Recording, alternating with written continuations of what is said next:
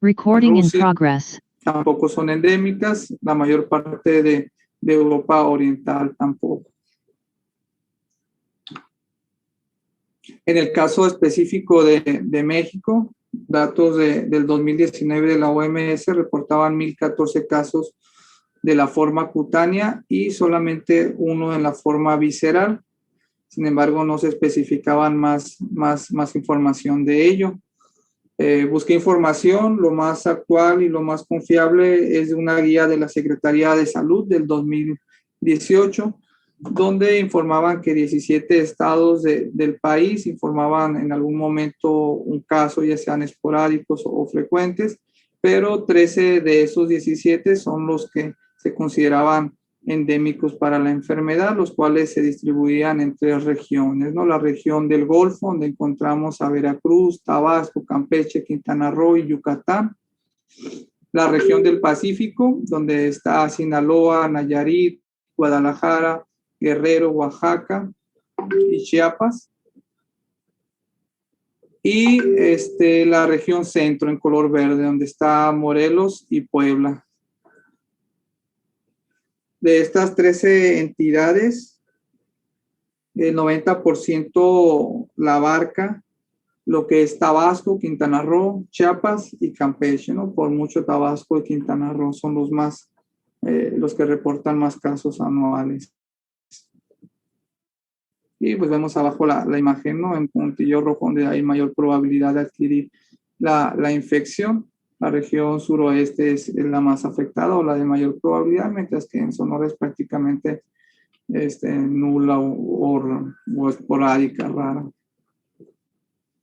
El 98% de los casos reportados en México se tratan de la forma cutánea localizada, mientras que el 1% a la mucocutánea y el otro 1% a la forma visceral. Chiapas la reporta cada año 1 o 2 casos y de forma más esporádica en Morelos, Guerrero y Puebla. Los datos de leishmaniasis en Sonora realmente no encontré. Solamente un artículo del 2011 donde grafican una tabla de la CENAVESE, donde informan los casos identificados desde 1990 hasta el 2011 por entidades federativas, y aquí encontramos a Sonora que en casi un poquito más de 2 décadas se reportaron o se confirmaron 2 casos, ¿no? Lo que podemos intuir es una enfermedad extremadamente rara en el estado, por lo menos en los casos autóctonos. El agente etiológico va a estar dado por un protozoario flagelado y genético de la familia Trypanosomatidae, del género Leishmania, aunque dependiendo de dónde se desarrolle en el intestino del vector, podemos tener 2 subgéneros: Leishmania cuando el parásito se desarrolla en la región suprapilórica del vector, y Viania cuando lo hace en el intestino medio o posterior. Prácticamente Viania se restringe a los países del viejo continente. Se han identificado 22 especies patogénicas para el hombre, de las cuales 15 se han reportado aquí en Latinoamérica. En el caso de México, solamente 3 especies son las reportadas: la Leishmania mexicana, que es la más frecuente; la Leishmania infantum, que se asocia a la forma visceral y por lo tanto a un curso grave; y la Leishmania brasiliensis, que está asociada a la forma mucocutánea. El vector son los insectos hembras exclusivamente hematófagas de la familia Psicodidae. Se han identificado 6 géneros, sin embargo, en Latinoamérica es exclusivamente transmitida por Lutzomia. Tienen 11 especies reconocidas en México, de las cuales 9 se han asociado a formas cutáneas, las cuales son Lutzomia olmeca, antófora, cruciata, diabólica, gomesi, panamensis, ovalesi, chanoni y lefiletor. Y 2 de ellas asociadas a la forma visceral, que es la longipalpis y la evansi. El hábitat de este insecto de Lutzomia pues es muy versátil. Si bien se se prolifera de forma excelente en las zonas selváticas, en los bosques tropicales, también lo puede hacer en zonas áridas o semidesérticas, sobre todo en las áreas agrícolas, como ya les había comentado, aledañas a los cultivos de cacao, de café o cerca de los árboles del chicle. Se conoce vulgarmente o coloquialmente como la mosca chiclera, papalotilla o palomilla. Y aquí vemos la morfología del vector de Lutzomia. Es un insecto relativamente pequeño, de color marrón, amarillento, de alas cortas. Tiene un vuelo también corto de un metro, metro y medio, y tiene hábitos alimenticios nocturnos. Este insecto tiene sus áreas geográficas de predominancia. En la región sur, prácticamente Lutzomia olmeca y ovalesi son las que abarcan la mayor cantidad de casos. En la región del Golfo, la cruciata. En la región del Pacífico vemos Lutzomia chanoni, sobre todo en Nayarit y la región sur de Sinaloa. Y pues en Yucatán y Quintana Roo, ¿no? La Lonfipalpis y lo que es la panamense, más cercana a la zona centroamericana o sudamericana, donde estas especies son más frecuentes. Y bueno, estas regiones van a estar relacionadas con el ecosistema que maneja su ambiente. Por ejemplo, en la región del Pacífico, sobre todo en la región suroeste, aquí en la imagen de color negro, es donde se encuentran bosques húmedos. En la región noroeste, en la región fronteriza de Tamaulipas, Nuevo León y Coahuila, se encuentran los mezquitales, y en toda la región del Pacífico, en gris claro, donde encontramos bosques caducifolios tropicales, que van a ser ecosistemas que van a ser propicia a la reproducción del vector. Y por lo tanto también van a ser zonas de alta recurrencia, sobre todo en los bosques húmedos de la región suroeste. Los reservorios de esta parasitosis van a ser predominantemente pequeños mamíferos silvestres, principalmente marsupiales y roedores. En algunas regiones de Sudamérica van a ser los perros, los cuales también pueden sufrir las lesiones características. Y el hombre sirve como un reservorio accidental, ¿no? Al intervenir en el ciclo zoonótico del vector.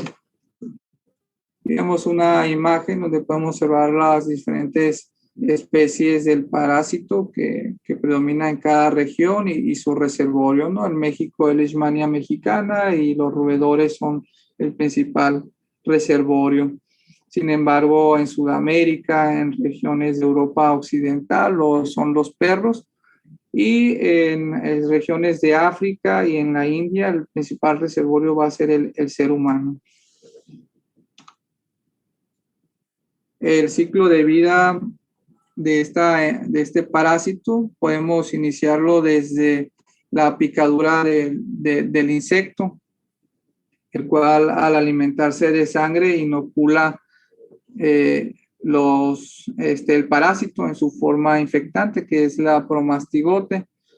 Esta forma promastigota va a ser fagocitado por las células fagocíticas macrofágicas, y dentro de ellas se van a transformar a su forma tisular, que son los amastigotes. Van a replicarse hasta provocar la lisis del macrófago, exponiéndose de forma libre en la sangre. Al picarse de nueva cuenta o al alimentarse el vector, el mosquito, se contamina, pasa a la forma amastigote, a lo que es el intestino o el sistema digestivo del mosquito o de la mosca, y en él se transforma de amastigote a su forma infectante, que es el promastigote. Esta se traslada a lo que es el órgano alimenticio, que es el probóscide, la cual al momento de picar y alimentarse de sangre, este órgano va a liberar los promastigotes de nueva cuenta a la sangre del reservorio, en este caso del ser humano o de cualquier otro roedor o perro, ¿no? O los caninos.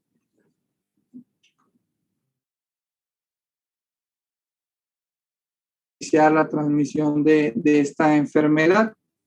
Las condiciones socioeconómicas asociadas a viviendas deplorables con mal saneamiento de las mismas, hábitos asociados a esto como dormir a la intemperie o dormir al ras de suelo, también propicia la picadura del mosquito. La malnutrición propicia la enfermedad en una forma más grave, y la migración de las poblaciones, ¿no? De personas no inmunizadas a zonas endémicas donde ya hay un ciclo establecido para la transmisión del vector.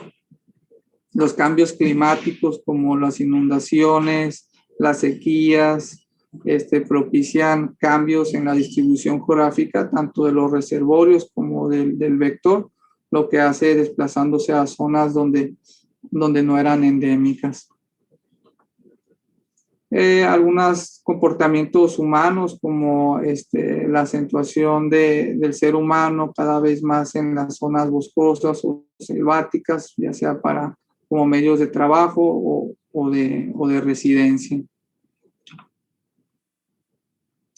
Según el patrón clínico patológico, podemos identificar tres formas de la enfermedad, tres formas básicas: la forma cutánea, que a su vez se subdivide en localizada y difusa, la leishmaniasis mucocutánea y la visceral. Vamos a ir describiendo cada una de ellas por separado.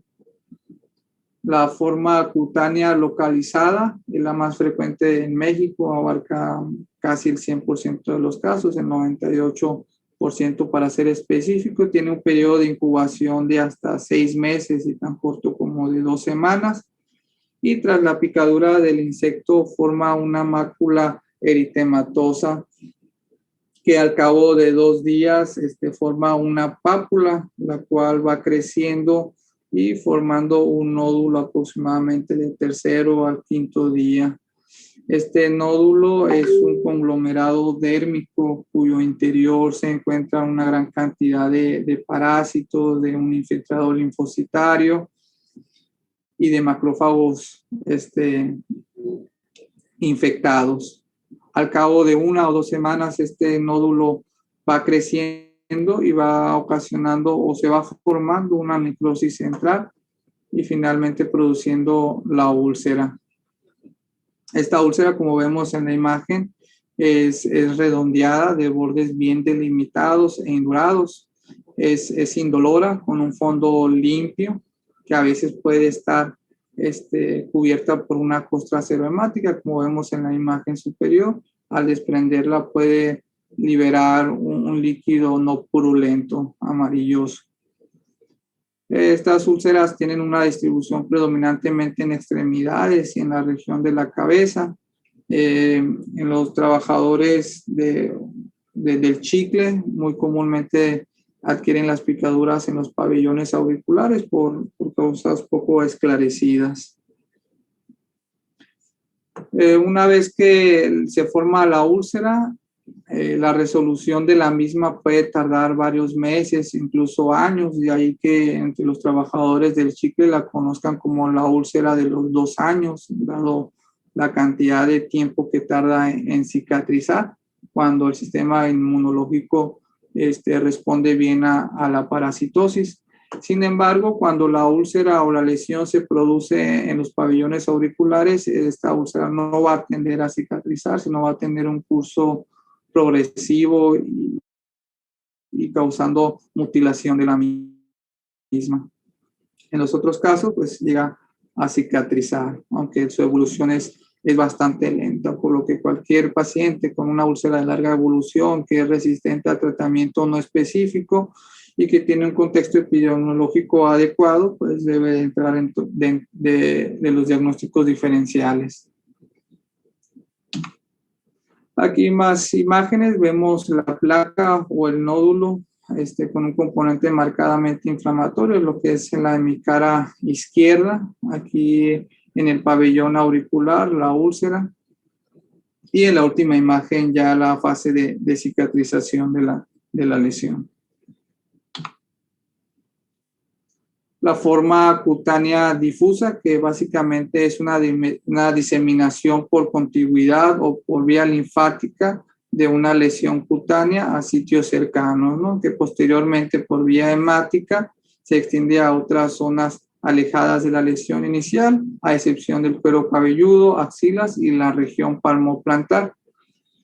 Más que úlceras, aunque llegan a formarse, la mayoría de las lesiones van a constituir en nódulos pequeños hiperpigmentados que van a encontrarse sobre todo en las salientes óseas, como se muestran en las imágenes, ¿no? Aunque aquí sí se observa ciertas lesiones costrosas. Es una forma grave y anérgica de la enfermedad en la cual interviene tanto la especie del parásito. Hay algunas especies que se asocian más a las formas graves o mucocutáneas y sobre todo también al sistema inmunológico del huésped. Todo paciente inmunocomprometido pues puede estar en mayor riesgo de tener una enfermedad difusa o mucocutánea, incluso visceral. No cura de forma espontánea, frecuentemente es refractaria a tratamiento y con múltiples recaídas. La forma mucocutánea es bastante rara aquí en México, sobre todo es más común en la región sudamericana, en lo que es Brasil, Perú y Bolivia. Es una extensión a las mucosas de una lesión cutánea. En la mayoría de los casos se observan lesiones nasales, en la cual se caracterizan por obstrucción nasal, prurito, rinorrea mucosanguinolenta o francamente hemorrágica, ¿no? Que puede afectar el tabique nasal o los huesos propios de la nariz, causando deformidad de la misma. Otras regiones son también afectadas, como la faringe, el paladar, el labio superior. Estas lesiones no evolucionan a la cura espontánea como sí lo puede hacer las lesiones cutáneas localizadas.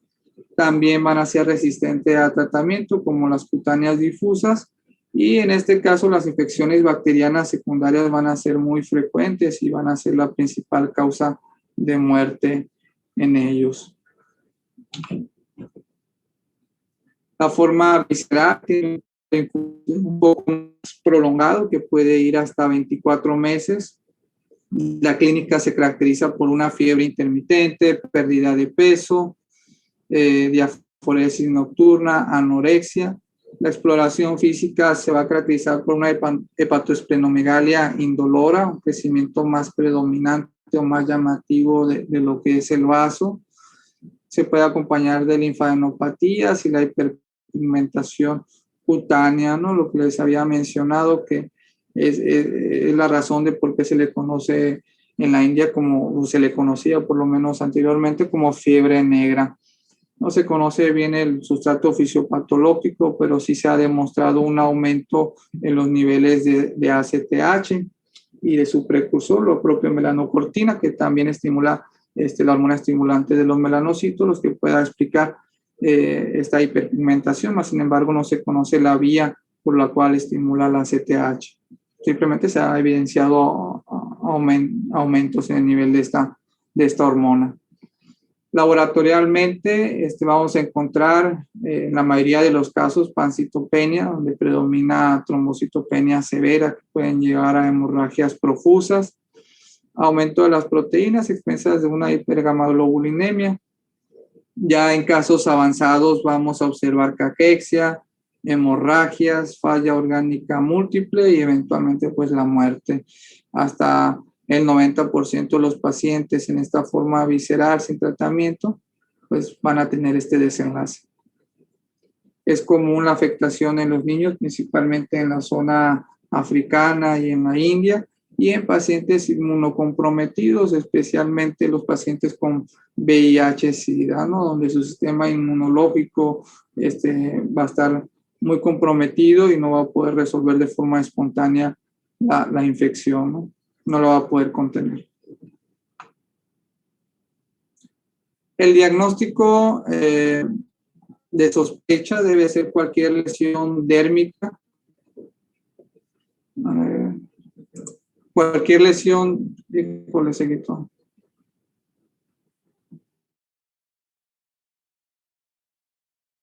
No, ya se cortó. No, sí se ve. ¿Sí se ve? Sí. Nada, que Ah, tiene 9 minutos y si no acabas, pues hacemos otra sesión. ok, ya, es que me había mandado a otra página. Perfecto, gracias. Como les comentaba, la lesión dérmica, el diagnóstico presuntivo va a ser en toda lesión dérmica con las características ya mencionadas en un adecuado contexto epidemiológico.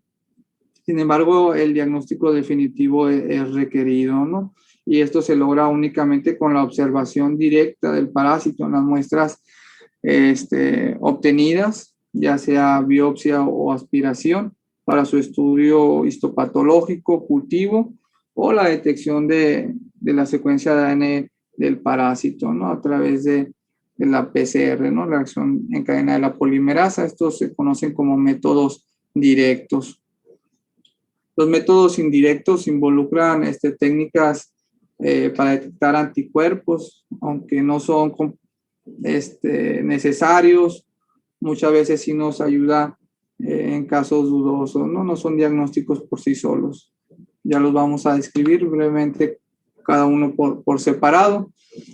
El estudio histológico se realiza, como lo había comentado, a través de muestras de biopsias o aspiraciones. Cuando se trata de lesiones mucocutáneas o cutáneas con úlceras, pues se puede hacer tanto un frotis o una impronta, la cual se aplica el portaobjetos contra el borde activo de la úlcera, se fija el metanol, se tiñe en Giemsa. Esta técnica se debe realizar en lesiones recientes, ¿no? Menos de 4 meses, para tener una sensibilidad adecuada del 60 al 80%. Incluso algunas bibliografías recomiendan que sean lesiones todavía más recientes, ¿no? Menores a 2 meses. Es fácil, económica y rápida. Sin embargo, la de mayor sensibilidad para el estudio histológico son propiamente las biopsias, donde la sensibilidad es del 80%. En el caso de los pacientes con formas viscerales, en la cual no hay como tal una lesión cutánea o superficial de donde obtener la muestra, se pueden obtener aspirados de la médula ósea, ¿no? El cual tiene una sensibilidad del 80%. Y en casos extremos también puede realizarse aspirados o toma de biopsias del vaso, del hígado. Sin embargo, el riesgo inherente del procedimiento es demasiado alto y rara vez se llega a realizar. Sin embargo, sí tienen una sensibilidad cercana al 100%. Mediante estas técnicas diagnósticas, lo que vamos a encontrar o lo que vamos a buscar va a ser la presencia de la forma amastigote. Aquí lo vemos esquemáticamente, el parásito en una forma ovalada con su núcleo, con una estructura que se llama cinetoblasto, que es perpendicular a un pequeño flagelo rudimentario. Este amastigote lo vamos a encontrar dentro de las células fagocíticas mononucleares, en los macrófagos, ¿no? Aquí vemos una célula macrofágica con su núcleo hiperteñido, y alrededor pues vemos una gran cantidad de amastigotes. El cultivo, aquí vamos a observar la fase de promastigote. Lo observamos esquemáticamente aquí por una estructura más fusiforme con un flagelo muchísimo más largo, ¿no? La forma infectante. Se utiliza el medio bifásico Novi-Nicol-Macnil. Requiere aproximadamente de 30 días para poder aislar el microorganismo. Tiene una sensibilidad hasta del 80%. Y esta tiene particular interés, ya que nos ayuda a determinar la especie involucrada, que muchas veces es de gran importancia terapéutica o epidemiológica. Las pruebas moleculares, la cual utiliza la reacción en cadena de la polimerasa para amplificar una región específica del ADN del parásito. Puede realizarse en sangre en biopsia o en material aspirado, ¿no? Ya sea médula ósea comúnmente realizado en los pacientes en las formas viscerales. Es el de mayor sensibilidad, alcanza hasta un 90%, incluso en algunos artículos mencionaban del 95% su sensibilidad y una especificidad todavía mejor, cercana al 100%. Sin embargo, no está bien extendido este estudio, no está al alcance de la mayoría de los países afectados, sobre todo en la región de África, Latinoamérica y de la India, ¿no? Que son los países donde se reportan más casos, o el continente en el caso de África.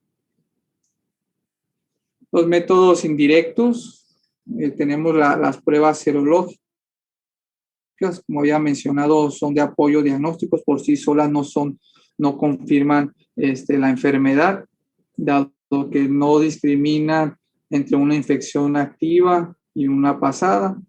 Se fundamentan en la detección de anticuerpos específicos para la leishmania. Se consideran positivos cuando es una dilución de 1 a 4 para la forma cutánea y mucocutánea y 1 a 32 cuando lo es para la forma visceral. Mencionan una sensibilidad dependiendo a cada forma, 90% para la visceral o a la cutánea difusa, un 50% para la mucocutánea y es menor del 25% en los casos de la cutánea localizada, por lo cual no se recomienda. Las guías de la ITSA del 2016 recomienda, no recomienda, más bien sugiere que en los pacientes en los cuales se sospecha de una forma visceral, en las cuales las pruebas definitivas o directas no se pueden realizar o no son concluyentes, se puede realizar las pruebas serológicas, ¿no? En un contexto clínico epidemiológico adecuado y pruebas serológicas positivas pues pueden propiciar o fundamentar una prueba terapéutica de forma pues empírica, ¿no? Sin embargo, su uso fuera de este contexto está muy limitado por los altos falsos negativos que se suelen encontrar en estas pruebas, sobre todo en los pacientes inmunocomprometidos, donde a pesar de tener la enfermedad, tienen títulos bajos, incluso indetectables, ¿no? Tenemos la endodermoreacción de Montenegro, que es casi homóloga a la PPD, ¿no? Es una inyección intradérmica de plomastigotes muertos. El resultado se obtiene a las 48 a 72 horas y se considera positiva cuando hay una induración igual o mayor de 5 milímetros. Típicamente es negativo en los casos mucocutáneos y en las formas viscerales, igual que las pruebas serológicas, no nos van a distinguir entre una infección activa y pasada, ¿no? Nos ayuda más que nada a descartar la probabilidad de leishmaniasis en un paciente con una úlcera con características sugestivas y que salga negativo, pues podemos, pues no excluir, pero sí considerar otras causas. Tiene una mayor importancia epidemiológica, ¿no? Para ver la seroprevalencia de esta enfermedad en ciertas regiones.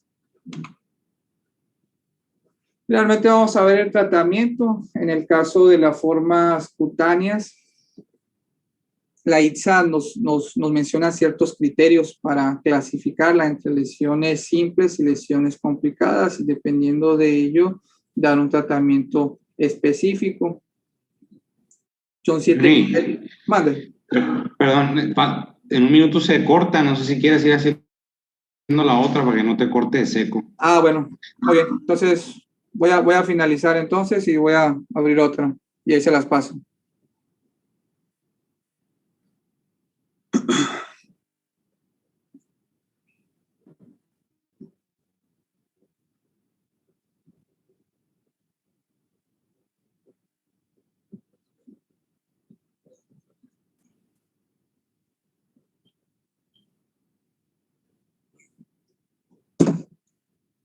Muy bien. ¿Iniciamos de nueva cuenta o esperamos?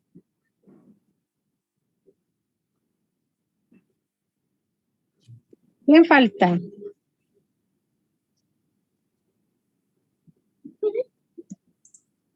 Falta el Espinosa, ¿no?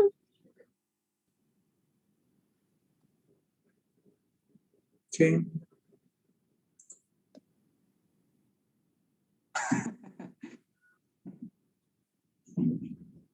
Falta Espinosa y la doctora Duarte, ¿no? Ahí está la doctora Duarte.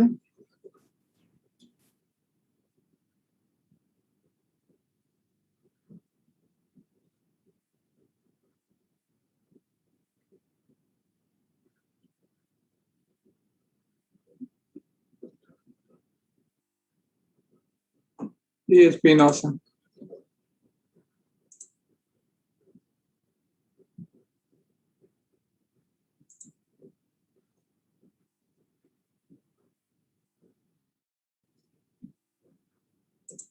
Listo, ahora sí ya estamos todos. Nos quedamos en el tratamiento de la forma cutánea. Recording in progress. Como mencionado, la ITSA nos demarca ciertos criterios para considerar que las lesiones son complicadas, son 7 específicamente. Las infecciones por especies asociadas a leishmaniasis mucosas o mucocutáneas, principalmente aquellas por Leishmania brasiliensis, panamensis o chagassi, o las que se producen o se cree que se infectaron en lo que se conoce como el cinturón mucoso, que está comprendido por los países de Brasil, Perú y Bolivia. Es decir, cuando se cree que la infección se adquirió en uno de estos 3 países, aún desconociendo la especie del parásito, podemos considerarla una lesión complicada en este contexto. 4 o más lesiones de tamaño significativo, mayor de 1 centímetro, o lesiones individuales igual o mayores de 5 centímetros. Todo paciente inmunodeprimido, ya sea independiente al tipo de especie, el lugar donde se cree que se adquirió la infección o el tamaño, independientemente de todo ello, se debe considerar una lesión complicada en estos individuos. Las adenopatías regionales que acompañan a la lesión cuando son mayor de 1 centímetro, las lesiones que se ubican en la cara, genitales, manos y pies también se consideran lesiones complicadas, y aquellas lesiones simples que se tratan de forma local y que después de 2 o 3 meses no hay una mejoría clínica, hay un fracaso en el tratamiento, también las podemos catalogar como lesiones complicadas.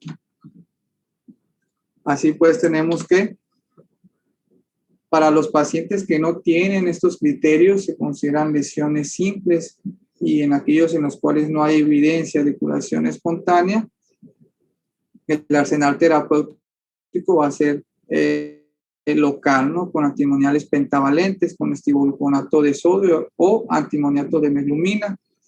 Ambos fármacos se administran de forma intralesional cada 3 o 7 días hasta que la lesión cicatrice, hasta un máximo de 3 semanas de tratamiento, aquí con las dosis mencionadas o especificadas. También se cuenta con paramomicina en ungüento y en crema al 15%. El ungüento se administra cada 12 horas por 10 días, se descansa 10 días y se continúa otros 10 días de tratamiento, mientras que la crema se aplica diariamente de forma continua por 20 días. Para aquellas lesiones cutáneas localizadas que tienen criterios de complicación o de gravedad, o como habíamos mencionado anteriormente, en aquellas en las que se desconoce la especie, pero cuya infección se cree que se adquirió dentro de un área de alto riesgo, ¿no? Es decir, Perú, Bolivia o Brasil. En estos casos, podemos iniciar terapia sistémica oral con azoles, fluconazol, ketoconazol o miltefosina, raramente en este contexto, ¿no? Esta última a las dosis aquí especificadas. El fluconazol una vez al día por 6 semanas, el ketoconazol 600 una vez al día por 28 días. También puede administrarse terapia sistémica parenteral con antimoniales pentavalentes ya mencionados, estivolconato de sodio y antimoniato de meglumina, por un tiempo un poco más prolongado. Estas se administran de forma ya intravenosa o intramuscular hasta por 20 días. la anfotericina en su versión desoxicolato o liposomal, y la pentamidina, la cual es ya ha caído en desuso, salvo en algunas regiones de Sudamérica donde no se encuentran con los recursos para otros medicamentos. La forma mucocutánea, como habíamos mencionado, es de curación difícil, necesita una terapia de larga duración y un seguimiento estrecho por el alto riesgo de recaída, ¿no? Es una indicación absoluta para administrar terapia sistémica. Igual son con los antimoniales pentavalentes, una dosis pues como más prolongada, una duración de hasta 28 o 30 días. Y seguimos teniendo dentro del arsenal a la anfotericina, miltefosina y la pentamidina, también por un tiempo más prolongado. Y la forma visceral, la cual también es indicación para terapia sistémica más agresiva, tiene una tasa de letalidad alta cuando no se administran medicamentos de hasta el 90%. Y en este caso, sí, el tratamiento de primera elección de la anfotericina B liposomal por el mayor eficacia que se tiene en este contexto. En pacientes inmunocompetentes se administra anfotericina liposomal a una dosis de 3 miligramos por kilogramo en los días del 1 al 5, 14 y 21 hasta lograr una dosis total acumulada de 20 miligramos por kilogramo. En los pacientes coinfectados con VIH se administra una dosis un poquito más alta de 4 miligramos por kilogramo en los días 1 al 5, en los días 10, 17, 24, 31 y 38, hasta una dosis total pues considerablemente más alta, el doble, 20 miligramos por kilogramo, la dosis acumulada. Puede utilizarse algunas terapias alternativas o incluso combinar la anfotericina B liposomal con miltefosina, aunque este régimen no está de todo establecido o comprobado su seguridad y eficacia. Y por mi parte es todo. No sé si hay alguna pregunta, duda o comentario.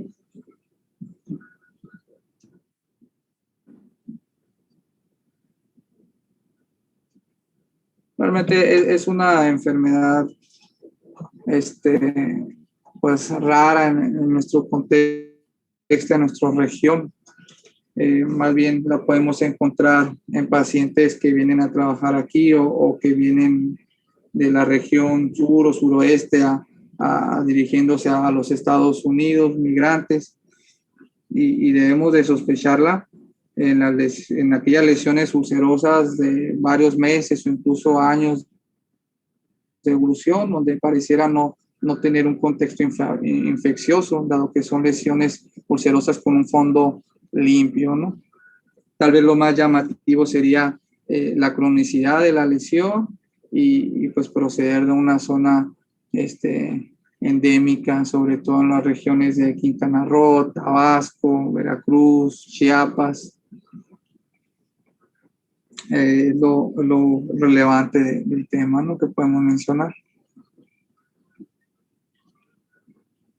Yo tengo un comentario, pues muy completa la clase. Creo que es un tema que pues no conocemos mucho. No creo yo que alguien haya hecho algún diagnóstico o haya dado tratamiento para esta enfermedad. Sin embargo, creo que sí nos ha tocado abordar al menos 3 o 4 pacientes con úlceras crónicas y no estamos muy familiarizados para obtener pues un resultado de un estudio. Ahí con el doctor Cadena, cuando rotamos, vemos que él sí suele realizar ya sea por pronta o por aspiración del contenido de la úlcera y mandar al departamento de microbiología. Por ejemplo, esta con una tinción de Giemsa, en los neutrófilos pues se van a ver las formas del parásito. Eso nada más yo creo que podríamos agregar a nuestros pacientes que llegan con úlceras crónicas. Creo que difícilmente nos va a llegar alguno con este diagnóstico.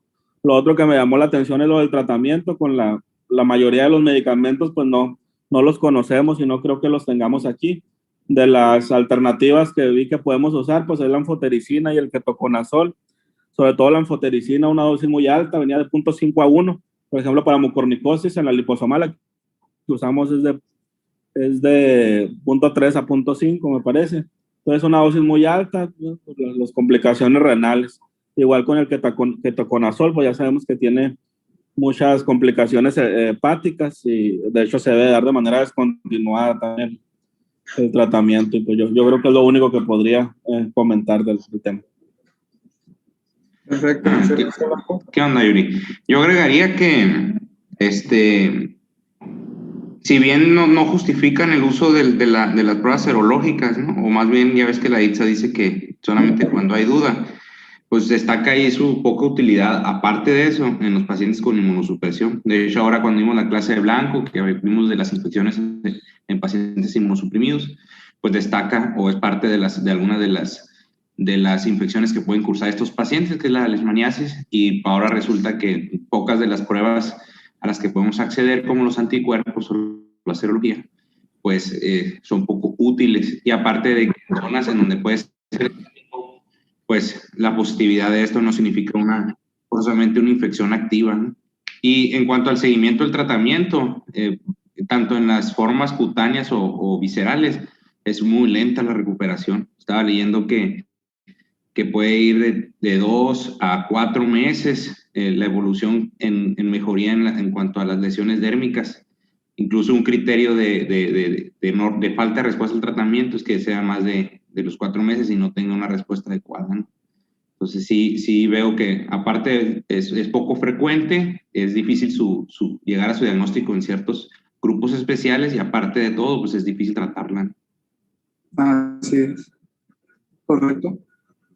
Sí, pues como comentaban los doctores, pues es prácticamente pues una enfermedad que la verdad no tenemos pues gran experiencia como tal. Por mi parte, pues la verdad yo nunca he visto lo que es un cuadro de leishmaniasis, así que pues como tal no tengo la experiencia para comentarlo, pero tu clase con respecto pues fue muy completa, nada más algunas diapositivas nada más, no le vi las referencias bibliográficas, pero en general todo muy bien, Jonathan. Muchas gracias, doctora. De igual manera, Jonathan, me gustó mucho la clase, muy completa. Mencionaste pues lo relevante, ¿no? Aquí en México, pues que predomina la infección cutánea localizada, ¿no? Ya formas sistémicas como cutáneas son menos frecuentes, pero pues de igual manera, pues nunca he visto yo tampoco ningún caso de leishmaniasis. En alguna ocasión, cuando estaba dermatólogo aquí, el doctor Rico ingresó un paciente a medicina interna por otra causa, ¿no? Pero traía una deformidad de nariz y sí mencionó que pudo haber sido, o quién sabe, pero pues nada más así como secuela, porque no era nada activo en ese momento, pues. Y el señor ya era muy, muy, muy mayor. Pero no, nada más quedó así en el intento y no se abordó más. O sea, es lo único así de que recuerdo lo más cercano que haya tenido con el tema. Pero muy completo y muchas gracias. Gracias a ustedes, muchas gracias, doctora. Bueno, si no hay algún otro comentario, pues podemos dar por finalizada la clase. Muchas gracias. Muchas gracias. Buenas noches a todos. Buenas noches a todos también. Buenas noches, gracias.